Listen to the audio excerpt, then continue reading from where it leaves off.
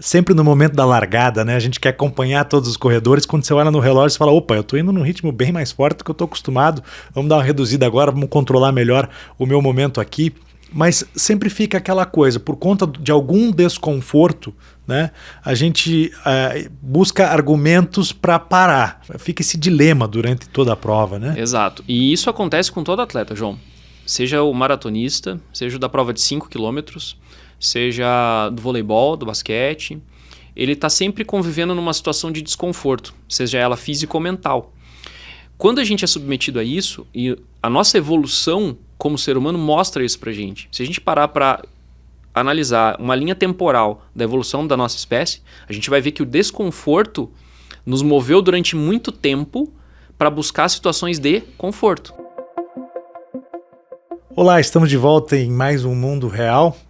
Quero lembrar você que a gente tem falado muito sobre esporte, atividade física, saúde, enfim, vários temas legais, interessantes. E você pode ser um inscrito do nosso canal. É só clicar lá no YouTube para se inscrever. E deve tocar um sininho, você vai ter que colocar o teu e-mail, como passar algumas informações ali, mas é simples de se fazer. Vai tocar um sininho e vai te chamar a hora que a gente tiver um episódio novo do nosso podcast, nosso videocast, tanto no YouTube quanto no Spotify. Claro que o sininho vai acontecer em relação ao YouTube. Já o Spotify, você vai ter que entrar lá, colocar a palavra-chave, procurar o Mundo Real para encontrar os nossos episódios. Também pode entrar no meu Instagram, no João_Arruda. Lá você pode clicar em cima do link da minha bio e você vai ter acesso tanto ao Spotify quanto o YouTube, enfim, todos os nossos canais de comunicação do nosso podcast. Hoje aqui a gente tem um entrevistado muito legal, mas antes de apresentar o nosso entrevistado, eu quero falar que nós estamos também com uma coluna no Paraná Portal, paranaportal.uol.com.br. É uma coluna que fala sobre saúde, qualidade de vida e rotina. E está bem legal também, a gente está começando agora, então pedimos aí, fazemos apelo a todos que nos acompanham pela rica audiência e aos leitores, né, que nos passem dicas também, orientações, pedidos do que tratar nesta coluna, que é uma coluna semanal. paranaportal.uol.com.br.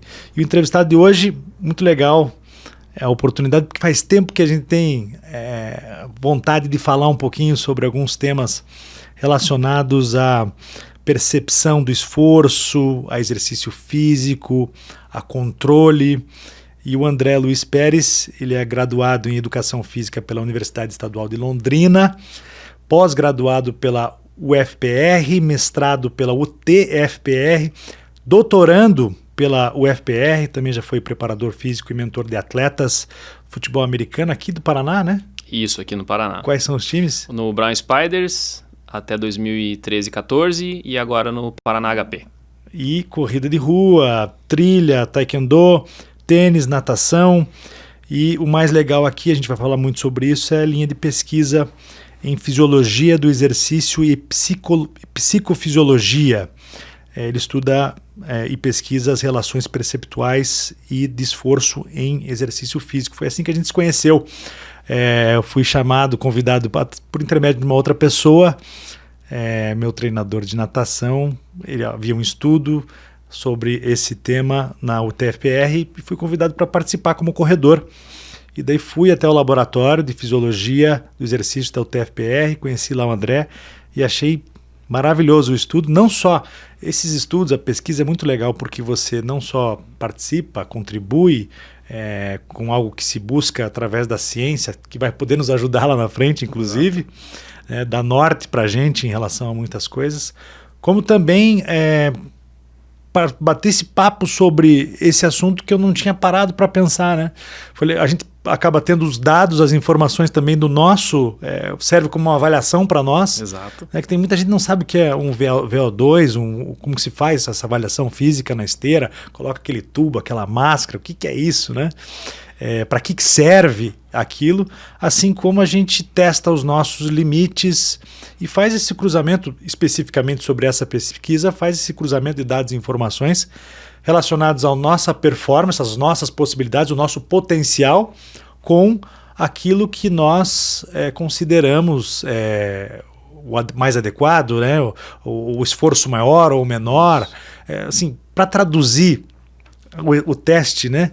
É o seguinte, o André ele faz uma avaliação do seguinte: se quando eu acho que eu estou fazendo um esforço muito forte, se eu realmente estou.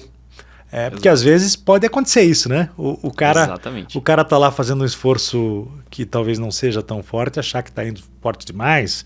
E isso serve para a vida, até para o começo de uma atividade física. Pessoas que estão começando agora acham que de repente estão fazendo um esforço muito grande, mas não estão, ou seja, não estão tirando aquilo, o melhor proveito da atividade física, do exercício. E tem pessoas que estão fazendo demais, colocando o seu corpo em risco, né?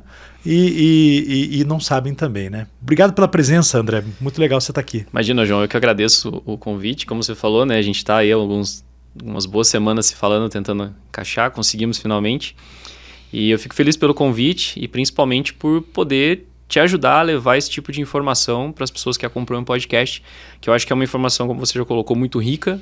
É uma informação que, principalmente da minha área de estudo, né, que vem sendo deixada para trás, né, que a gente vai provavelmente comentar muito sobre isso aqui, e que pode fazer uma diferença muito grande em quem está praticando atividade física, né, e quem está praticando exercício físico, né, para melhorar os resultados que busca, né, com esses exercícios também. Então a gente pode contribuir muito com dicas simples, né, com uma conversa simples também, vai sair muita informação interessante. Naquela época a gente estava falando, você estava se preparando para a maratona de Florianópolis. Isso, exato. E fez a prova? Fiz a prova, fiz os 42. Foi uma prova um pouco fora do planejado, mas acho que dentro do esperado. Eu acho que concluí dentro de um tempo ok, vamos dizer assim. Minha primeira maratona, né? Então eu não tinha aquele parâmetro, né? Que muitas vezes a gente tem numa prova de 5, numa prova de 10, já fez 2, 3 vezes, né? Então a gente sabe mais ou menos o quanto vai percorrer. Às vezes até num treino na esteira, né? Vou correr 30 minutos na esteira, já sabe mais ou menos a que distância vai correr. Como era uma distância muito longa, né? 42 quilômetros, uma maratona, a gente não tinha essa primeira impressão, esse primeiro score para usar de referência, e agora a gente tem, então, para as próximas eu já sei o caminho a seguir, então a gente já tem um bom delineamento para isso.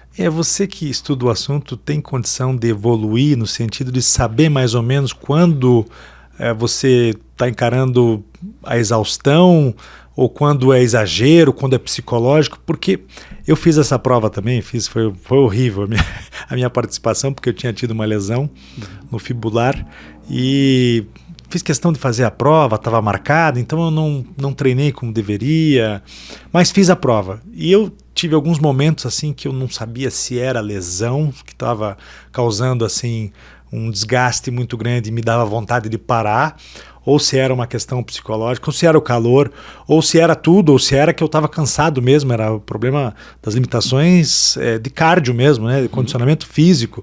Eu não sabia. Você, por estudar o assunto, você tem, e a gente, né, se a gente se preparar melhor mentalmente em relação ao nosso controle, vamos dizer, essa regulação, a gente tem condição de saber quando a gente deve parar mesmo, quando não é psicológico. A gente fica naquela briga. Eu fiquei lá em Floripa, né? Eu fiquei, será que eu paro? Será que eu não paro? Será que eu monto uma outra estratégia e passo a caminhar um pouquinho para terminar a prova? Será que a gente... Ou de repente a gente fica pensando, não, eu devo estar errado aqui, eu tenho condições de terminar correndo, eu vou continuar, né? Isso é fraqueza na minha cabeça mesmo. Exato. Então, a gente passa por um processo quando a gente está estudando, né? Falando da minha parte específica, né? Quando a gente está estudando, então a gente vai de todo o processo teórico, né? Então, a gente começa a buscar na literatura as informações mais teóricas a respeito, o que se acreditava, o que se acredita hoje e o que a ciência, de fato, através de pesquisa, tem mostrado. Isso faz com que a gente consiga interpretar algumas coisas de uma forma um pouco mais profunda e precisa do que um indivíduo que apenas corre. E é óbvio que quanto mais nós treinamos esses indivíduos para interpretarem o corpo da melhor forma, eles passam também a ter essa capacidade. Então, uma das coisas que a gente observa muito com os corredores é o hábito de olhar sempre no relógio e ver o pace, e ver a velocidade com que está correndo. E a partir dali começar a tirar os porquês, os praquês, os como e quando, né, enquanto estão correndo. A gente faz o caminho inverso, né? Se você parar para pensar, nós precisamos observar o quê? Primeiro, o nosso corpo. E entender o nosso corpo primeiro. A partir do momento que a gente consegue entender e interpretar o corpo, a gente consegue ter essa capacidade de se ler e conseguir discernir o que vai fazer de acordo com a prova, né? Como você muito bem colocou, na tua prova você teve ali uma dor, um desconforto. Então é a nossa leitura de interpretar isso. Se é uma dor que eu nunca tive, muito provavelmente aquilo vai ficar pondo uma série de interrogações na minha cabeça durante a prova e eu vou me questionar a respeito disso. Se é uma dor que você já teve ou se é a característica que você já tinha antes da prova, é muito mais fácil de você lidar, porque você já conhece aquilo. Então a gente sempre parte dessa premissa que o indivíduo tem que conhecer muito bem aquilo que está sentindo para poder interpretar e tomar a decisão adequada. Quando a gente tem esse tipo de situação, fica muito mais fácil você definir se isso é mental, se é um momento, eu vou usar esse termo que às vezes é até um pouco pesado, mas a fraqueza mental ali de estar vencendo uma longa distância, uma distância numa circunstância, né, um clima inadequado, a minha maratona... O sofrimento vai existir. Né? A minha maratona foi num dia que começou nublado, virou em chuva, abriu o sol depois, muito vento, muita gente foi lá para fazer tempo e não conseguiu fazer por causa do vento, estava muito forte. Então todas essas circunstâncias passam a ser de mais fácil leitura para o corredor ou para o atleta, independente da modalidade, a partir do momento que ele já está adequado, já está acostumado a elas. Quando é novo para o indivíduo, ele não tem parâmetro, então ele não consegue fazer essa leitura de forma mais precisa. Ele muitas vezes consegue, mas ele fica ainda assim com aquela pulguinha atrás da orelha, fala, puxa, eu estou sentindo essa dor, mas será que essa dor é uma dor real? Ou será que eu estou me burlando? Eu estou achando uma forma de fazer com que o meu conforto seja priorizado. Eu falei até, o sofrimento vai existir. Não é sofrimento, mas o desconforto, vai existir, porque é uma coisa nova, você não conhece o percurso, a distância você, por mais que eu olhe no relógio, eu procuro não olhar no relógio até para não saber quanto tempo falta ou quantos quilômetros eu ainda preciso percorrer.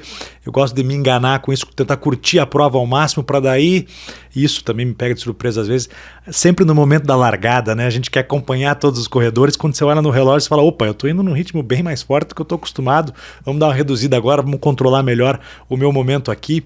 Mas sempre fica aquela coisa, por conta de algum desconforto, né, a gente busca argumentos para parar. Né? Não, eu vou parar porque é uma lesão, ou vou parar porque eu não estou bem. Né? Motivos para você parar porque existe desconforto. E ao mesmo tempo, como é o meu caso, eu sempre busco motivos para continuar, para poder avançar. Né? Eu fico aquela briga comigo mesmo.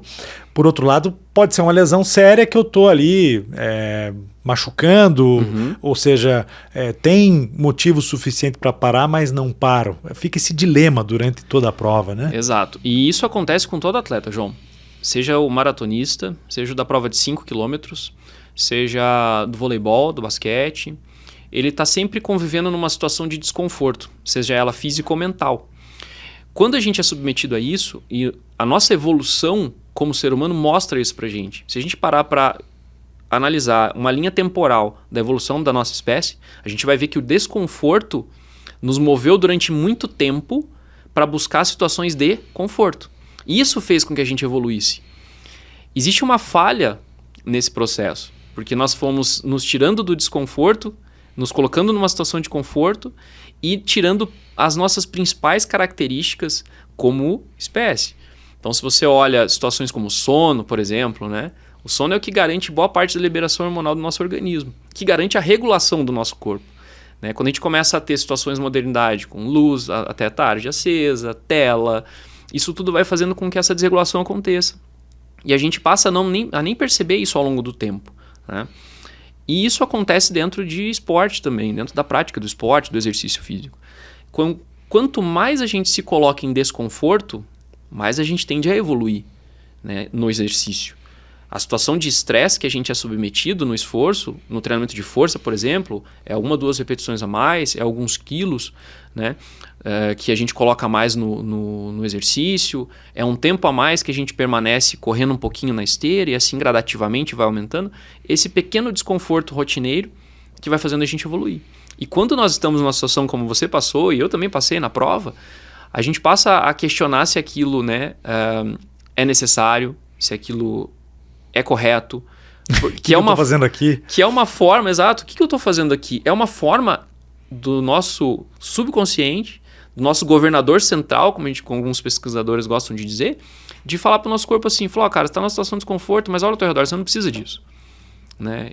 Sendo que, no fundo, você quer aquilo, você quer concluir a prova, você trabalhou para aquilo, você treinou para aquilo.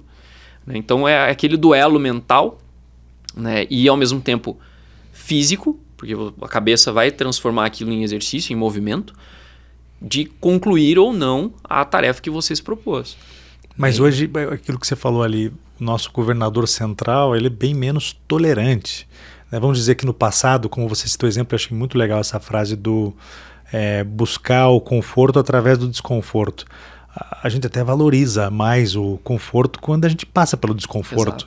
Né? Quando você toma um banho gelado no inverno, o banho quente passa a ter um valor muito maior, o vento frio, ou você não ter acesso a banheiro, a chuveiro, tá no meio do mato, acampado, como eu vou fazer agora no fim do ano no El Cruce, né? Que você vai, uma corrida de 100 quilômetros que você dorme na barraca, toma banho de rio, não tem o hotel 5 estrelas, mas você passa a valorizar a tua casa, a tua cama, o ambiente confortável que você tem acesso. Mas por outro lado, quando eu digo que o governador central tem parâmetros menores do que tinha no passado, é porque o homem da caverna, vamos dizer, ele não sabia de nada disso. Para ele, não tinha McDonald's naquela época, ele poderia colocar um carro no drive-thru e pegar um sanduíche.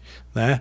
Então a gente passa a levar um estilo de vida também em que o nosso nível de tolerância passa a ser bem menor do que era antigamente em relação ao homem, né? Em relação à história do ser humano, né? A evolução humana. E o cara que caçava para comer fazia um esforço muito grande antes de ter acesso à comida, né? O trabalho era duro.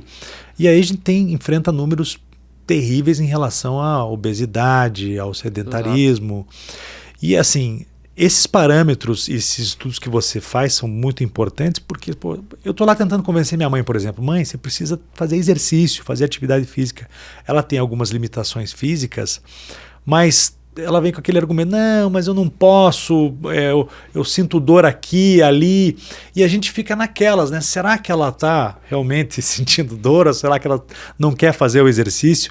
E o mesmo vale para um personal trainer quando prescreve um exercício para o aluno dele, né? Será que ele não está indo além do que o aluno pode, ou será que ele está indo, de repente ele poderia ir um pouco mais além do que está indo para ter os benefícios do desconforto, inclusive trazidos pelo desconforto para poder evoluir, para ficar mais forte, para ficar mais rápido, mais ágil ou melhorar o seu condicionamento?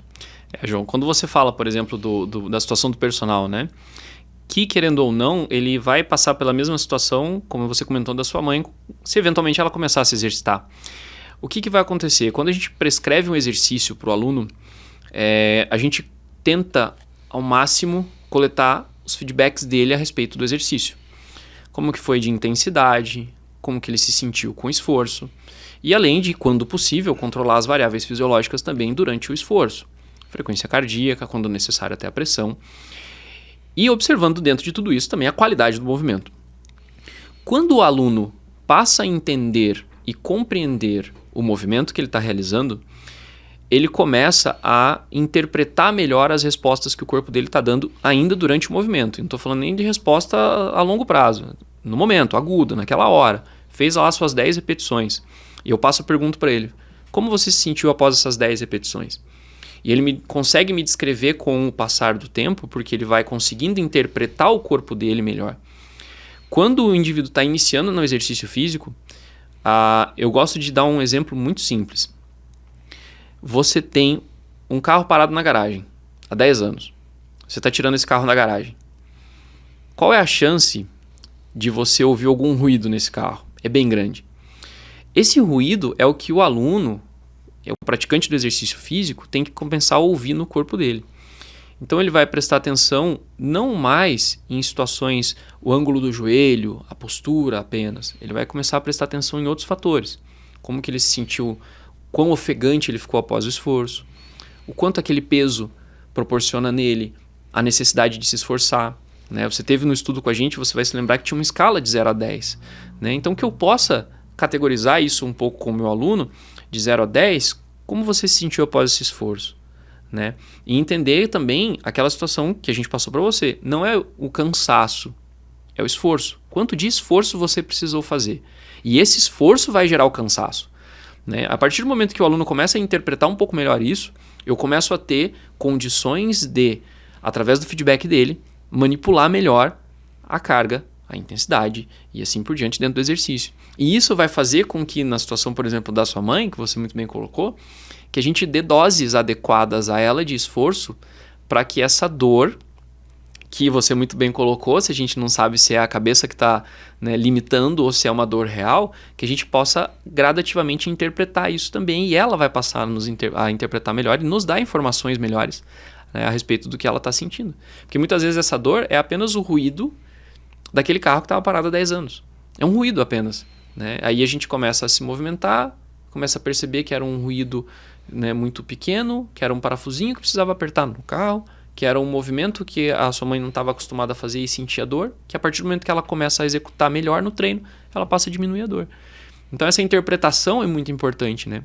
Por isso que a gente fala muito de percepção, né? As escalas de percepção que hoje se usam bastante nos esportes e gradativamente tem melhorado o número de profissionais, né, personal trainers nas academias utilizando também, vai fazendo com que o indivíduo aprenda também a fazer essa leitura do próprio corpo, né? Essa percepção é muito importante, que a partir do momento que ele percebe, ele consegue determinar para mim numa gama, que pode ser dessa de 0 a 10, o quanto aquilo é esforço para ele.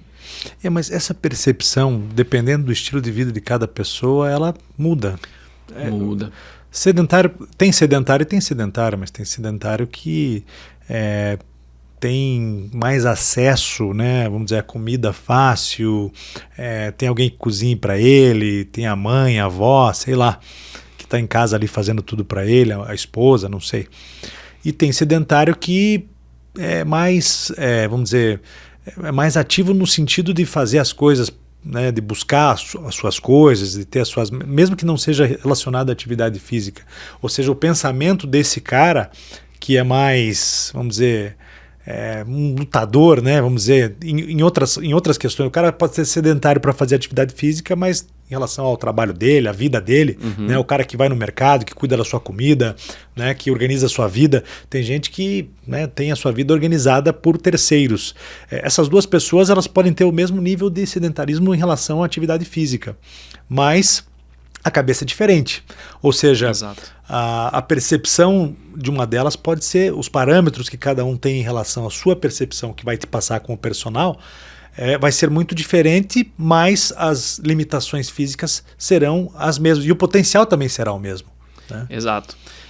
Por isso que a gente considera muito, quando a gente Estou fala comparando aqui o piá de prédio, sim, né, com um cara que real. não é piá de prédio. Que brinca na rua, por exatamente. exemplo, O cara né, que foi criado de outra forma, né? Ou eu posso dar o exemplo do meu próprio pai, né? O meu pai, ele nunca foi praticante de exercício físico. Nunca foi. Né? Ele foi sempre adepto de uma alimentação muito saudável. Isso é indiscutível no meu pai. Mas ele nunca foi um praticante de exercício físico real. De ir à academia, de realizar caminhadas apenas pela prática do exercício. Mas é um cara que sempre foi para o trabalho a pé. É um cara que sempre trabalhou se levantando e sentando muitas vezes. Meu pai é enfermeiro e trabalha com medicina ocupacional. Então ele trabalha dentro de uma empresa, né? Mais parte burocrática até. Então ele sempre se sentando e levantando, levando um protocolo aqui, buscando outro lá, atendendo algum funcionário da empresa. O meu pai seria uma situação como essa, né? E o meu pai tem uma percepção em relação ao esforço dele, quando eu peço para ele fazer alguma coisa, quando ele vem visitar aqui em Curitiba, que é muito nítido. Ele sabe quanto ele andou em relação à distância aproximada, ele sabe o quão cansado ele ficou baseado no esforço que ele realizou. Por quê? Foi criado na roça, trabalhou durante a vida toda, sempre se movimentando. Muito diferente se eu pegar uma situação, por exemplo, de uma pessoa que trabalhou o tempo todo no escritório e que se desloca, sai de casa, né, seu 12º andar, desce de elevador, entra dentro do carro, leva o carro até o prédio da empresa. No prédio da empresa sobe outro elevador, senta no escritório de novo e trabalha sentado, né? Então, essa falta de movimento gera uma incapacidade de percepção de esforço. E aí, automaticamente, é a situação que você colocou. Eu vou ter esses dois indivíduos, provavelmente, iniciando na atividade física, com uma prática regular de exercício físico, com percepções completamente diferentes de esforço.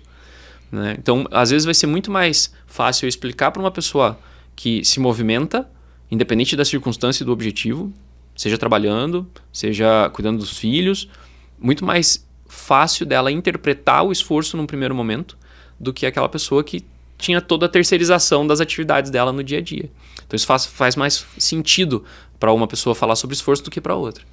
Na tua pesquisa que eu participei, os resultados até me chamaram a atenção, porque eu me considerava um cara agressivo em relação ao meu treinamento, ao meu potencial, achava que cobrava bastante de mim, exigia bastante de mim, e os números que eu recebi lá, o meu potencial fisiológico, vamos dizer, era maior do que o que eu considerava um esforço máximo, médio ou máximo. Claro que também na pesquisa tem muito disso, né, André? Aquele equipamento, o laboratório, você não está num ambiente que você está acostumado a utilizar para fazer atividade física. Não num parque, numa praia, com um dia ensolarado, um céu azul. Então tudo isso, com certeza, influencia. Eu sei que vocês consideram isso na pesquisa também. Mas esse dado que ocorreu comigo, né, eu achando que eu era mais, que eu exigia mais de mim, mas na verdade sou até mais conservador em relação ao meu potencial, foi o que vocês encontraram na maioria das pessoas que participaram do estudo? Tá. É muito comum a gente ver os indivíduos, começando um pouco sobre o que você falou, né? Os indivíduos se segurando um pouquinho em relação ao esforço máximo quando eles estão dentro dentro do laboratório, né? Isso é muito comum, como você falou, é um ambiente atípico, né? O próprio parte equipamento. De condicionamento de respiração, condicionamento cardiovascular, você tem um tubo na tua boca, está com a boca aberta. Exato. E geralmente você mede a tua percepção de esforço cardiovascular pela respiração. Então aquilo pode te enganar também um pouco. Pode. E aí o que acontece? É muito comum a gente ouvir do pessoal quando faz o teste máximo dentro do laboratório, quando termina, e isso é de praxe. Quando termina o teste, que a pessoa pede pra gente parar, realmente a gente encerra o teste, a pessoa termina, dá 2 minutos até ela se recompor. A gente pergunta aí, como é que foi? Como que se sentiu? Tudo.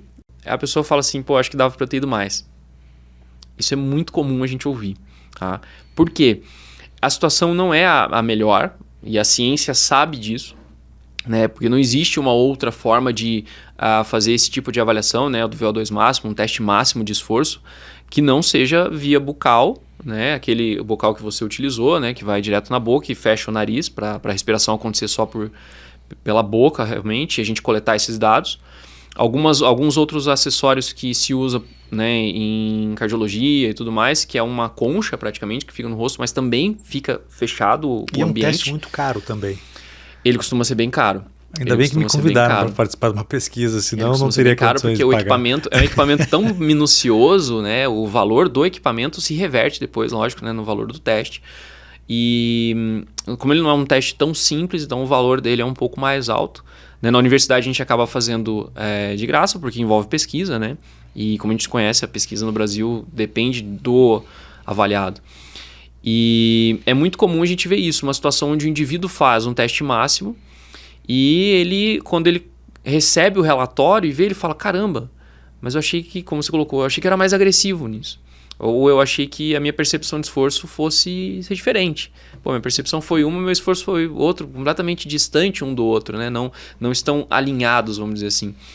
E aí é a hora que a gente mostra para o indivíduo na nossa pesquisa que ele tem da onde tirar mais, ou ele está tirando muito da onde ele não tem tanto para tirar. Né? Então, basicamente, é o que a gente acaba mostrando para o indivíduo, essa capacidade dele, né, de se ajustar de acordo com a demanda de esforço necessária para aquele teste que ele está fazendo. Mas tem outra também, né, cara? Quando você está na rua e não tem ninguém te olhando, aí que você comete o crime de querer abusar do seu corpo talvez um pouco mais. Exato. Eu falo, eu vou pegar pesado aqui, o André vai estar medindo lá a minha respiração, o meu batimento cardíaco, ele vai ver que eu estou exagerando aqui, então eu vou ser mais moderado. Mas você como preparador físico, você utilizou, você já fazia esse tipo de estudo, tinha como medir isso no jogador, no atleta, porque na alta performance você melhora muito o desempenho. Você trabalha com equipe, por exemplo, né? Futebol americano. Se um cara ali dentro não tiver no seu melhor, em termos de condicionamento, ele pode prejudicar o resto do time. Pode. Então você tem que fazer essa análise, esse monitoramento com bastante intensidade durante toda a partida, durante os treinos, para ver, né? Porque às vezes você tem um cara que tem talento, mas ele não está no seu melhor momento. Futebol também, eu acho que tem muito disso. Deve se medir muito isso, né? Porque é o conjunto, né?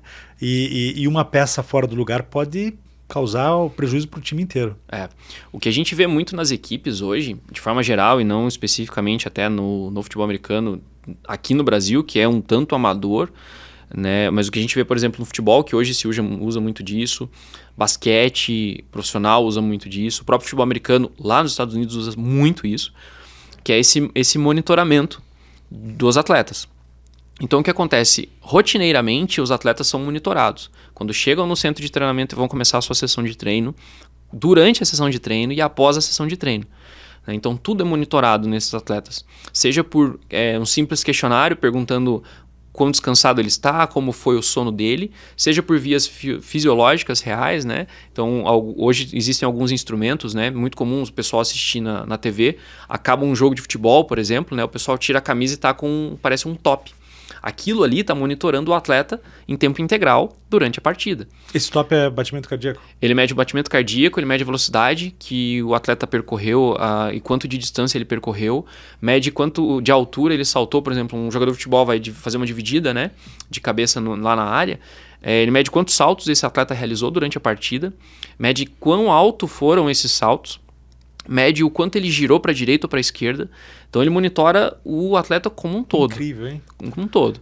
E aí o que a gente faz enquanto ciência com esses números? A gente precisa confrontar esses números com o que é o normal desse atleta.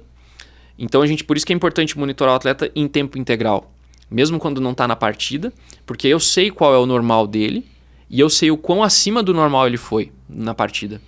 Então eu sei o quão desgaste ele teve. E baseado no quanto de desgaste ele teve, eu sei como eu preciso descansar e recuperar esse atleta. Da mesma forma, dentro da partida, eu preciso observar se esse atleta está produzindo o normal. E não só técnica e taticamente. A técnica e a tática vão me mostrar o que o corpo está produzindo, basicamente.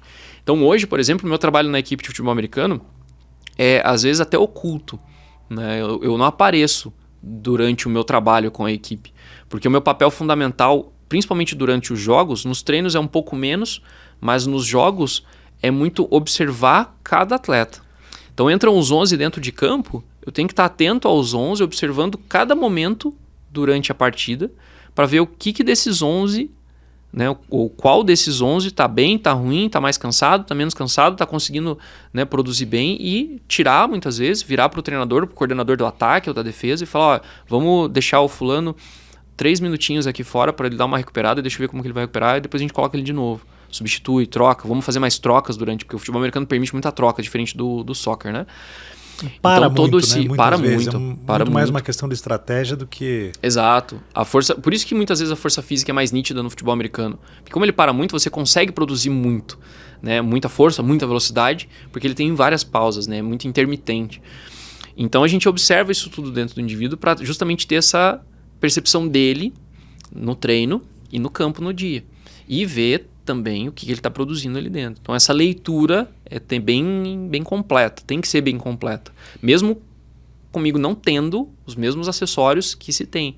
Então, agora você falou desses acessórios, a competição, o alto rendimento, o futebol brasileiro, aí é um esporte no Brasil que deve ter condições de bancar algo assim. Acontece com todos os jogadores, em todas as partidas, ou só com alguns? Como é que eles fazem esse monitoramento? Esse de quantas vezes saltou, velocidade e mais o batimento cardíaco? É feito com todos. Com todos? Todos os atletas. Em todas as partidas? Todas as partidas. Então tem lá um laptop ou um iPad na mão do treinador ou do fisiologista do time que está lá acompanhando como é que está indo o rendimento de cada um. Isso depende... Do ponto de vista fisiológico. Normalmente é assim, mas isso depende um pouco vamos dizer assim, do pacote de equipamento que cada um tem, né? Porque esse não é um equipamento muito barato e por mais que o futebol no Brasil hoje seja muito alto nível, né? Ainda tem clubes que não têm a questão financeira de adquirir o equipamento. Então tem clube na Série A que não tem esses equipamentos por questões financeiras, gestão financeira da equipe mesmo. Não tem nada... o clube, né, a equipe tem condições financeiras de ter, mas muitas vezes a gestão financeira dele é direcionada para outro caminho. Agora, pode ser decisivo numa partida. E porque você tem lá, vamos dizer, um atleta de ponta, o melhor atleta, a estrela do teu time, que talvez o jogo não está sendo tão decisivo para o campeonato, o time já está na frente e ele percebe lá que a estrela do time dele está cansado, né? Está acima dos seus limites em relação a batimento cardíaco. Então vamos preservar esse jogador, por exemplo, né? Exato. Vamos colocar um outro no lugar dele, testar. Eu acho que para tomar uma decisão, inclusive, o técnico tinha que ter acesso a essas informações. Então, esses técnicos mais chucros aí, que a gente vê por aí, eles já evoluíram nesse aspecto também em relação ao futebol? Porque fica aquela história, né? Isso é muito Nutella, tem que ir pro futebol raiz, a gente que manja. Depende muito do treinador, falando do treinador especificamente, né? Isso depende muito do treinador. Tem alguns treinadores que, no decorrer da evolução, entenderam o quanto isso era importante e o quanto isso era real, infelizmente baseado em experiências negativas, né? Então, alguém do departamento de fisiologia informou ao treinador que um atleta específico lá precisava, no máximo, 30 minutos naquela partida. E ele insistiu em deixar porque era o craque do time, né? E esse atleta vem a lesionar na sequência. Então, isso já aconteceu. Eu já soube de histórias disso acontecendo. E a partir disso, o treinador virou a chave. Falou, não, peraí, deixa eu ouvir mais o departamento de fisiologia aqui, deixa eu ouvir mais parte de preparação física, deixa eu ouvir mais os médicos também, o que estão falando de cada um desses atletas. E uma situação bem interessante, João. Nos últimos anos, os 2 clubes que mais se preocuparam com a regulação dos atletas, o monitoramento das atividades dos atletas, são os 2 times que estão na final da Libertadores neste sábado, que é o Flamengo e o Atlético Paranaense. O Atlético Paranaense está bem à frente nesse sentido, bem à frente. Eles têm um departamento muito interessante. O Flamengo reestruturou quando teve um boom em crescimento nos últimos anos. Ele se reorganizou nesse sentido também, né? Então hoje são os 2, né, que estão um pouco à frente. Clubes menores vêm evoluindo bastante nesse caminho também, porque entenderam que esse caminho é muito interessante na parte física, para que o atleta possa performar de forma segura dentro do campo. E hoje, se você observar, muitos atletas longevos, né? Então a gente fala-se muito do Cristiano Ronaldo, do próprio Messi, né, que estão rompendo barreiras em relação à idade e à capacidade de performance, né? O que fez esses atletas evoluírem tanto? O monitoramento, essa regulação de carga, intensidade de treino, quanto treina, como treina. E isso tudo, essa evolução fez com que muito se alcançasse em performance por muito mais tempo, né? Agora, a gente está falando aí de material, equipamentos bem avançados, com investimento alto. Pô, se os clubes não têm dinheiro para fazer, isso não assusta a pessoa que está querendo iniciar um programa de atividade física? Puxa, muita informação do André, ele quer que eu faça um monitoramento, controle, ele tem lá equipamentos. Será que eu consigo encontrar um profissional na academia que vai conseguir fazer isso para mim, para que eu possa progredir? O nosso programa aqui, o nosso Mundo Real, é Mundo Real exatamente porque a gente quer levar o que as pessoas muitas vezes têm acesso na internet, que acham que aconteceu de maneira mágica, né? Acontece muito isso na prática, né? A mulherada olha lá uma imagem de uma corredora super bem, sarada, olha, hoje eu corri 10 quilômetros e tal, ela quer começar a correr, acha que vai ficar com o corpo igual o da mulher que viu a foto na semana seguinte. E isso leva muito mais tempo, é lógico, mas existem expectativas, ela não se enxerga, pode se machucar, pode ser pior. Como fazer essa progressão e como dizer para o nosso telespectador, o nosso ouvinte do Mundo Real, que é o seguinte, cara, você tem que começar, né? Pode ter a progressão e os cuidados que você deve ter em relação ao monitoramento são assim, assado. Eu gosto de associar muito o exercício físico a uma situação simples. Quanto mais complexo ele for, mais difícil é para o indivíduo executar. Eu não estou falando especificamente do movimento, mas estou falando do todo mesmo, né? Então, quanto mais difícil for para o indivíduo chegar até a academia, a menor é a chance dele começar a praticar numa academia o exercício físico dele. Quanto mais difícil é o clima na cidade, mais difícil vai ser para ele começar a fazer também. E óbvio que quanto mais difícil for para ele ter esses pequenos parâmetros do que fazer e como fazer e quanto fazer, mais difícil vai ser também. Né? O que hoje, né, tanto a Organização Mundial da Saúde quanto o Colégio Americano de Medicina do Exercício e Esporte priorizam em relação à atividade física e ao exercício físico? Né? Aproximadamente 3 vezes por semana, de aproximadamente 2 horas e 50 minutos. O total em quase OMS. 3 horas mês, 3 horas semana, aproximadamente. Então dá mais ou menos 1 hora por dia, numa intensidade moderada. Né? Se for vigorosa a intensidade, aí eles recomendam um pouquinho menos, para que você possa ter mais períodos de descanso, porque você vai fadigar um pouco mais o teu corpo ao longo do tempo. Aí o nosso querido ouvinte, o nosso querido espectador, pode pensar assim, tá, e como é que eu vou controlar isso, né? Como que eu vou saber se eu estou indo bem ou não? Eu tenho que comprar um relógio que monitora o batimento cardíaco, eu não sei fazer isso, e não quero gastar uma grana também. É caro. Nisso. Situações muito simples, João. A primeira delas, monitorar o sono. Como eu falei lá no começo, o sono regula praticamente o nosso sistema hormonal como um todo. Regula a nossa capacidade de performar, não importa qual a área. Trabalho, com a família, humor, do exercício físico. Então a primeira coisa é monitorar o sono.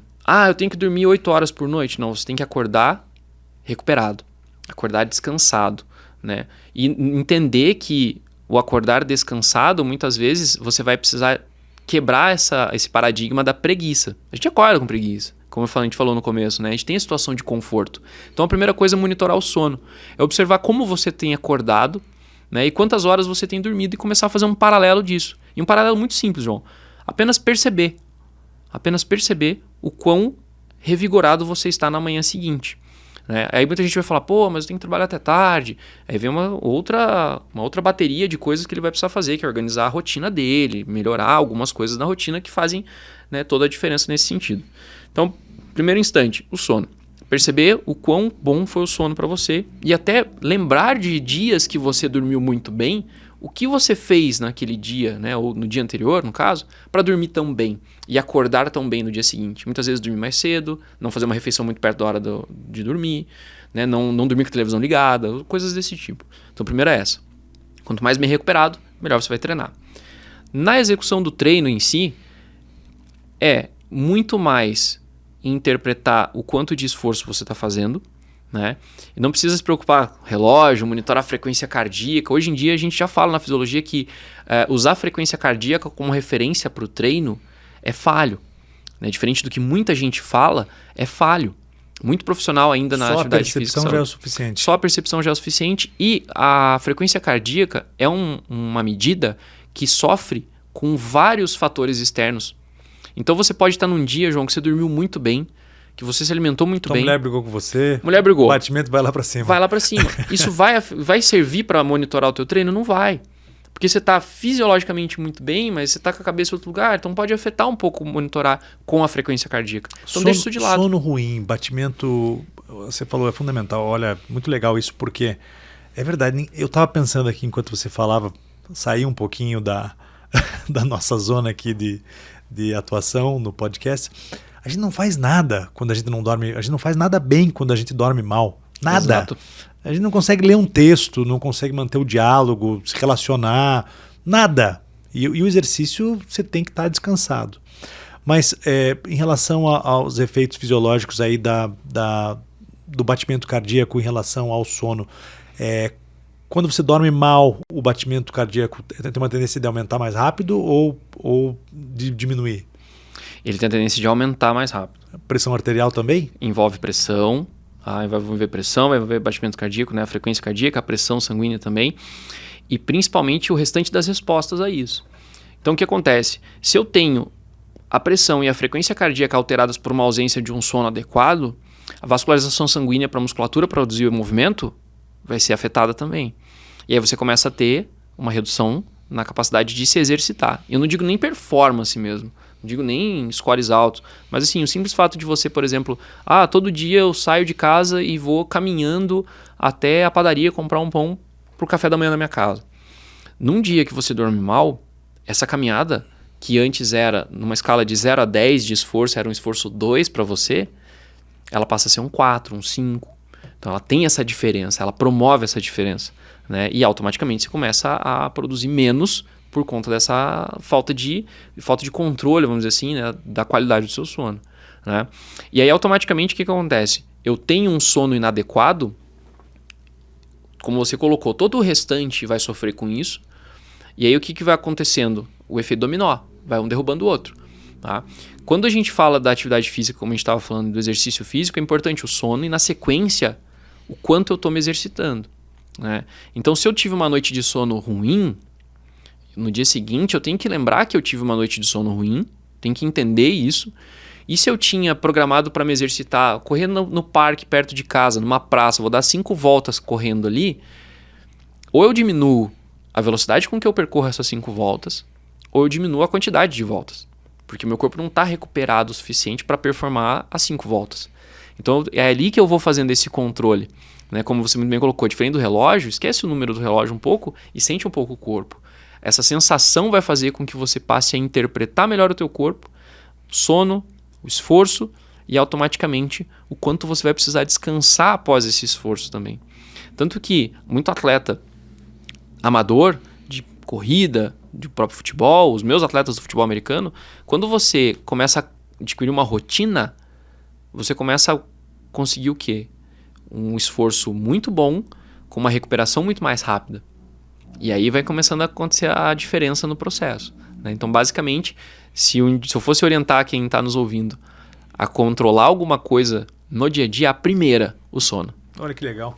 Não, legal porque você fala da percepção, né, do estudo, da pesquisa que você realizou, mas a percepção ela não é só em relação à atividade física, o que você sente durante a atividade física, é em relação ao sono, é em relação às consequências do sono, pode ter, até envolver o estresse do dia a dia também, do trabalho, muito. Poxa, briguei com a minha mulher, relações pessoais, tudo isso pode afetar a maneira como você se sente durante o exercício, durante a atividade física e pode te trazer um prejuízo maior ou menos benefícios, né? Então a percepção ela é muito mais constante, vamos dizer, em relação às nossas vidas do que apenas durante a atividade física. Mas durante a atividade física, quais são as sensações e também alguns detalhes, vamos dizer aí, algumas questões fisiológicas, né, que ocorrem quando a pessoa deve parar para pensar, ou pelo menos eu preciso agora buscar uma percepção de como eu estou me sentindo agora, né, para ter esse controle maior, tipo suar frio, por exemplo, sentir o batimento cardíaco mais forte. O que mais que a gente pode dizer aqui? Eu começaria pela própria respiração, João. A respiração é um fator bem interessante para o indivíduo observar enquanto está se exercitando. Tá? Eu vou usar a situação mais comum de exercício físico hoje e a mais simples, que é a caminhada ou a corrida. Né? O quão ofegante você fica dentro de uma caminhada, né? Dentro do exercício, já vai te dar um parâmetro interessante. Você vai começar a prestar atenção o quão ofegante você vai ficando. Né? E tem algumas dicas que a gente ouve assim, para simplificar, né, o processo para alguns praticantes do exercício físico entender. É assim, se você consegue caminhar, né, e conversar ao mesmo tempo, ela está numa intensidade moderada. Então significa que você consegue ir um pouquinho a mais. Né? O vigor físico de uma caminhada ou de uma corrida associado ao falar, ao conversar com um segundo, né, um acompanhante ali, vai te denotar um pouco da tua capacidade. Se você consegue correr e conversar ao mesmo tempo, isso significa que esse esforço não está tão alto assim. Então você tem um pouquinho para onde subir. Né? Então você pode ir um pouquinho mais. Tá? Um outro fator muito interessante que algumas pessoas costumam fazer que é cadenciar, né? Tentar achar um ritmo na respiração. 2 por 1, puxa 2 vezes pelo nariz, solta uma mais longa pela boca, né? 1 por 1, e vai sincronizando até um pouco com os passos. Então isso é uma outra forma de você ir ajustando também o teu esforço. Tá? O que não pode acontecer durante a prática do exercício físico, João? Você sentir qualquer coisa diferente disso. A frequência cardíaca vai aumentar um pouco? Vai aumentar um pouco. Mas se você começar a perceber que ela está desregulada, e a gente consegue perceber isso de uma forma extremamente simples. Aquela estratégia de colocar os 2 dedos na altura do pescoço, ou a própria mão no peito, você consegue ver a frequência cardíaca, né? Você consegue perceber ela ali e sentir. Se você percebe ela alta e constante, a gente tem uma situação estável até. do esforço, mais estável. Quando ela começa a oscilar muito, já é algo a preocupar. Ou quando você, por exemplo, começa a sentir aquela dor de lado, como algumas pessoas relatam, né, uma pontada do lado. Aquilo ali, muito provavelmente, você está respirando errado ou está se esforçando demais, né, muito acima do teu limite nesse sentido. Então essas desregulagens, vamos dizer assim, que o corpo vai mostrando pra gente, esses sinais, e o corpo, um aluno meu até comentou alguns dias atrás, é interessante como o corpo nos dá sinais o tempo todo. E realmente ele nos dá sinais. Na dor, no desconforto, na respiração, na frequência. Então é muito importante a gente ir observando isso, né? Como eu falei, você tem um parâmetro. A partir desse parâmetro, você começa a ver o quanto ele está alterando ou não. Você sabe quanto, mais ou menos, o teu corpo vai suar quando você está trotando, correndo, uma caminhada, na academia. Começou a sentir a diferença. Eu 5 minutos de corrida, eu já estou suando, pingando. Vai de pessoa para pessoa? Vai de pessoa para pessoa, exatamente. E aí quando você começa a entender, por exemplo, você falou agora, 5, 10 minutos já estou pingando. E se num dia passou 15, passou 20, né? A tua camisa está seca ainda, está só com aquela pequena sudorese embaixo do braço, você concorda que vai ter alguma coisa interessante acontecendo ali que você precisa observar, né? Ou então o inverso, né? Hoje, por exemplo, estava um dia muito quente, você coloca a camiseta, você apenas se deslocou do portão da sua casa para a esquina que você começa a correr, por exemplo, e já está suando. Opa, eu preciso ficar atento. É o clima? É algo que eu comi? Então tudo isso vai fazendo a diferença nessa sensação e na percepção do indivíduo, né? Então, quando eu falei do sono, por exemplo, eu basicamente falo de criar rotina. A partir das rotinas que você começa a interpretar se aquilo é um padrão, você tem da onde tirar um parâmetro inicial e falar, não, está alterado ou não está. Né? Se cada vez é de um jeito, se a cada circunstância é de uma forma diferente, aí você começa a ter muita variação, você não consegue ter um parâmetro para aquilo acontecer. Mas agora você falou aqui sobre as relações pessoais de trabalho, relacionamento que podem afetar o nosso sistema nervoso e prejudicar a atividade. Por outro lado, a gente pode buscar também fatores externos para facilitar a atividade, para que a gente não tenha, por exemplo, eu gosto de correr na montanha, eu curto, é legal, o ambiente, o verde, a natureza, música, a esteira que eu gosto, na academia que eu curto, enfim, você pode também buscar ambientes, equipamentos, parceiros, amigos, para que você tenha um resultado de performance melhor, porque aí você vai ter um feedback positivo, uma influência positiva, né? Exato. Daquilo que a gente está fazendo naquele momento. Ou seja, eu vou conseguir alcançar melhor os meus objetivos. Isso vale para a prova muito também, porque na prova a gente fica com aquela pressão da competição muitas vezes. Eu estava ouvindo o François, um francês que ganhou agora a última ultra do Hard Rock, e ele estava falando, dando uma entrevista, e ele estava falando o seguinte: olha, vocês podem até não acreditar, mas uma das coisas que eu faço, claro que é fácil eu falar porque eu ganhei a prova, né? Eu trazer isso como fórmula mágica, mas uma das coisas que eu faço de maneira muito constante em qualquer prova é curtir a prova, é chegar lá e falar, cara, eu vou correr na montanha, eu vou me divertir aqui hoje, do início ao fim. Muita gente fica naquela história, pô, será que eu vou terminar? Será que eu não vou conseguir terminar? Será que eu vou fazer no tempo que eu gostaria? Ai, meu Deus! E isso tudo afeta o nosso sistema nervoso e pode prejudicar o nosso desempenho, inclusive, né? Afeta, e afeta muito. João, eu vou extrapolar um pouco a nossa área e vou colocar no trabalho, por exemplo.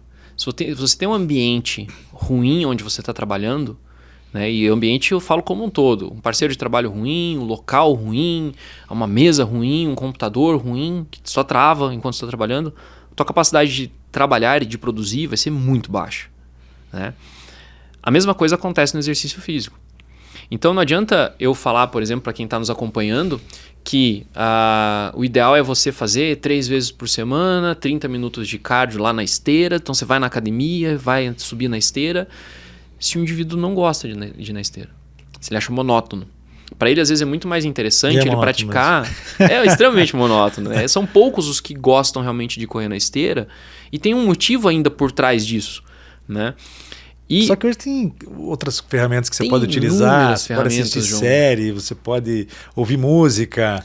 Aí otimizar, né? E a esteira é legal porque você está ali, né? Se tem uma esteira em casa, por exemplo, você não tem a logística, né? O tempo que você tem que se deslocar para uma academia e tal, é mais prático.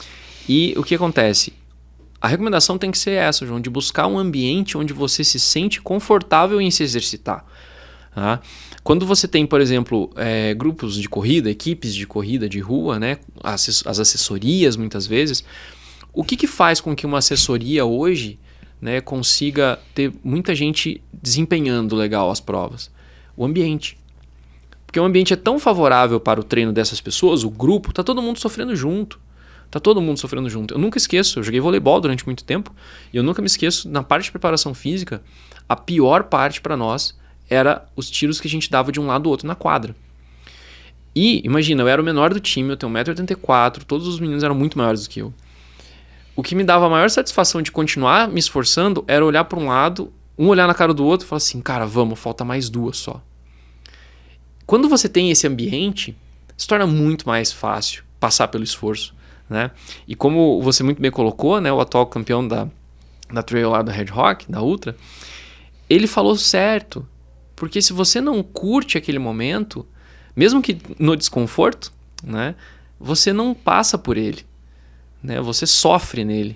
E não é essa a ideia do exercício físico no final das contas, né? É você passar por ele, é você curtir ele. Né? Então, a partir do momento que o exercício deixa de ser prazeroso também, ele passa a ser negativo para você no final das contas. Se você somar todas as atividades que você faz no seu dia, se você colocar que o exercício foi negativo para você, foi ruim de fazer, não do esforço, mas do ambiente, do lugar, das circunstâncias, é um pontinho menos no seu dia. No final das contas, o que a gente quer no dia? Ponto mais. Somar 1, somar 2, somar 3. E aí o teu esforço do exercício seria um positivo pelo esforço, consegui fazer dentro do tempo que era necessário, com o peso que era necessário, a distância que era necessário. Só que o ambiente era ruim, hostil, uma academia que eu não conhecia ninguém, ou meu companheiro de esteira, né, que estava sempre no mesmo horário, não estava ali naquele dia, foi ruim aquele dia. Então isso faz muita diferença. Fica aqueles marombeiros lá gritando na hora de puxar peso, né? Uma pessoa idosa não acha legal aquilo. Não é ambiente para ela, exato. Mas eu acho que a cultura mudou muito também, porque as pessoas colocavam a atividade física, o exercício, a musculação, a corrida nas suas vidas, elas adaptavam e muitas vezes ficava fora do contexto. Uhum. Hoje as pessoas buscam um estilo de vida, né, o lifestyle, que se encaixe ao exercício. Né? Exato. O que eu faço? Esse cara, por exemplo, o François, ele foi morar no interior da França e produzir vinho, porque ele queria ficar perto das montanhas, ele queria praticar o esporte dele. Treinos aí de 4, 5, 6 horas. E ele fala muito sobre isso, inclusive, de não exagerar nos treinos, né? Porque como é que você vai ficar tanto tempo todo dia? Uhum. No meu caso aqui, eu tenho 4 filhos, né? Trabalho, outras coisas. Como é que você vai fazer? No caso dele, ele tem 3, acho que filhas, não me lembro agora. Mas ele fala muito sobre isso. E ele orienta o quê? Você está perto do ambiente que você pratica esporte. Ele fala muito isso, vá para a montanha, você não precisa correr, você não precisa ter uma planilha lá, cumprir uma planilha na montanha, vá lá e caminhe, sente lá numa pedra, fique olhando, né, daí corra um pouco, desça. Essa proximidade que você tem com o ambiente em que você pratica o esporte faz com que o esporte faça parte da tua vida e as consequências daí são muito mais naturais, né? E a felicidade que se busca através do esporte, né, no estilo de vida que você leva, é automática, vamos dizer, né? Isso, a gente costuma chamar isso de facilitadores. São os facilitadores da prática de exercício físico ou de atividade física de forma mais regular, né? Quando a gente olha, por exemplo, o planejamento de uma cidade, né, é muito comum você não via tanto antes, hoje você começa a ver um pouquinho mais e a tendência é que isso vá aumentando ao longo do tempo as praças de prática de esporte.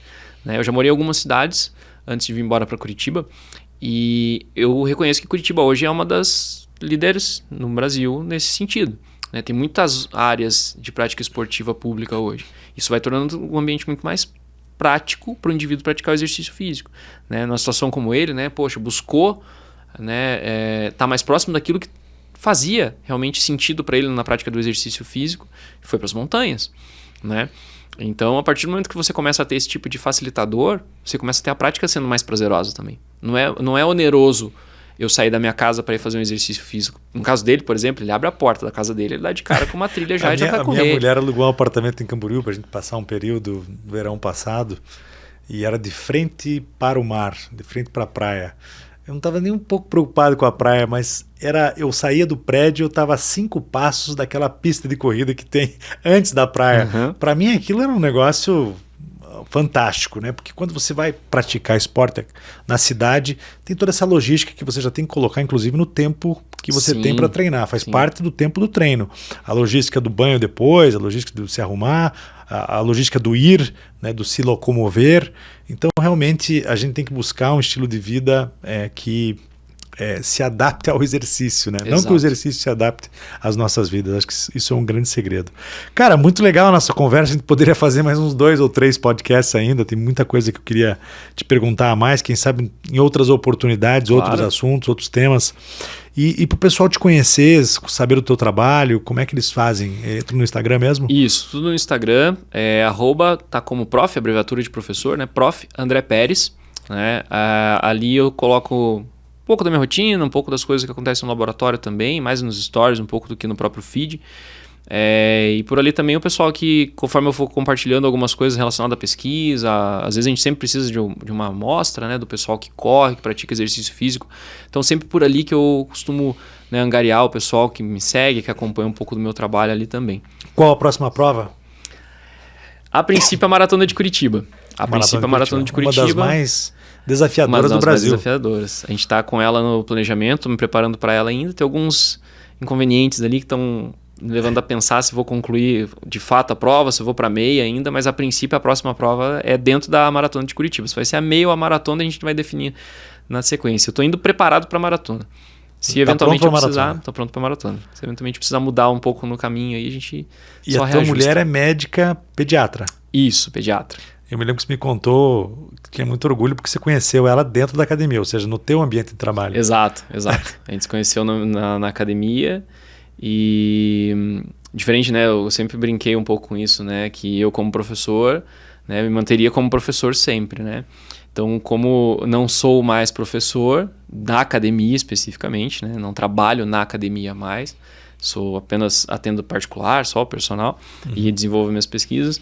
Então isso me permitiu conhecê-la, né? E aí, a partir daí a gente começou a aprender um pouco mais, cada um na sua respectiva área também, a trabalhar um pouquinho junto. E não a gente associa fazer algum coisa. Estudo aí, uma pesquisa relacionada à atividade física para criança, os benefícios? Pode ser uma área de estudo aí.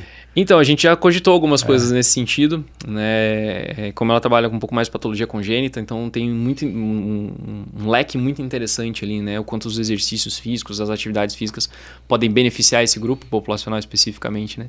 Então a gente está desenhando algumas coisas ali em mente, então a gente está que um tempinho talvez comece a sair algumas coisas. Legal, porque eu com os meus filhos, um deles, o Felipe, que tem 8 anos, ele resolveu, porque ele me vê correndo toda hora.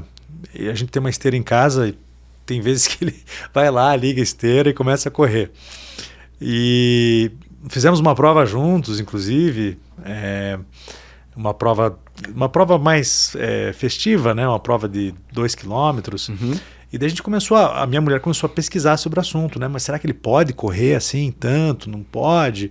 E realmente todos os estudos, né? Pelo menos os artigos, né, que a gente acompanhou, diziam que ele não podia, né? Que na idade dele tinha um limite aí, não sei, de 1 quilômetro no máximo correr. Então seria uma área interessante de estudo. Qual a próxima área de estudo? A minha? É a tua. Então, Pesquisa. quando eu terminar a parte da psicofisiologia, nesses conceitos perceptuais, tudo, né, a capacidade de se regular dos indivíduos, o meu objetivo maior é realmente continuar aprofundando nisso, mas talvez para um leque populacional um pouco maior, né? Porque a gente está hoje estudando muito corredor por 2 motivos, né? Primeiro, a praticidade de ter uma amostra e pela corrida ser o exercício físico mais simples, né? O mais simplório. E a partir disso a gente vai começar a tentar expandir isso um pouco, né? Porque a gente tem uma faixa, né? Para quem não conhece, quando a gente vai trabalhar com pesquisa, a gente tem que limitar um pouco, né, o grupo de população que a gente vai estudar. Então, a partir de um primeiro estudo, a gente pega uma fatia, né, do perfil da população, de 18 a 40 anos, que correm 5 e 10 quilômetros. E depois, conforme a gente vai passando o tempo, a gente vai abrindo esse leque. Então, na minha cabeça é muito claro que a partir do momento que eu terminar essa linha, eu vou simplesmente pegar ela e começar a expandir o leque para ver realmente essa relação de percepção e de esforço, para ver se eu consigo fazer um leque muito maior disso aí, né? Pegar ali talvez, né, brincando um pouco com o tempo e com os números, né, nos nos próximos 20 anos, expandir isso para crianças de 5 anos até idosos 65 mais, ou coisa nesse sentido.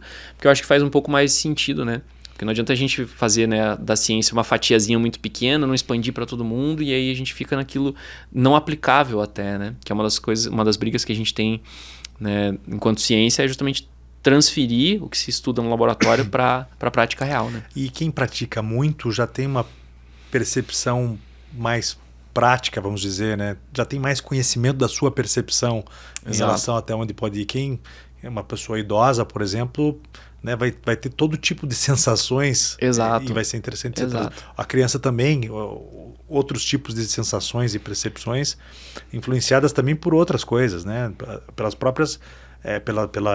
pelas relações pessoais até, né, de que eles têm com outros colegas, né, incentivados, como você mesmo disse no treinamento de vôlei, que você era estimulado pelos coleguinhas e tal. O mesmo pode acontecer em relação à criança, vai ser um estudo interessante, com certeza. Exato. Muito obrigado pela presença, cara. Imagina, João, Volte a gente agradece sempre. Aí o convite. André Luiz Pérez, graduado em Educação Física de Londrina. Morou em Londrina? Morei em Londrina 4 anos. Mas você é mineiro? Sou mineiro, sou de Minas, sou de Poços de Caldas, no sul de Minas. Pô, legal, cara. Volte sempre, seja sempre bem-vindo aqui no Mundo Real. Imagina, João, eu que agradeço o convite e tô aberto aí, quando precisar, a gente tá por aqui. Valeu, obrigado. Valeu, gente.